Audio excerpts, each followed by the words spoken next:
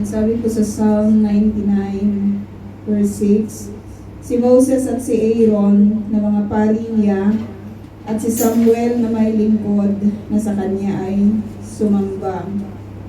Nang si Yahweh dalanginan, dininig naman sila. Si Yahweh ay nagsalita sa isang haliging ulap, sila naman ay nakinig, utos niya ay tinupad. O Yahweh na aming Diyos, sinagot mo sila agad, at ikaw ay nakilalang Diyos na mapagpatawad. Ngunit pinagdurusa mo kung ang gaway hindi tumpak. Ang Diyos natin na si Yahweh, dapat nating parangalan sa banal na bundok niya, sambahin ang kanyang ngalan. Si Yahweh na ating Diyos ay banal.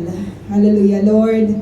Salamat o Diyos sa inyong pong mga salita. O God, kanina na kayo po, Panginoon, ay dakila, O Diyos, at banal, Panginoon.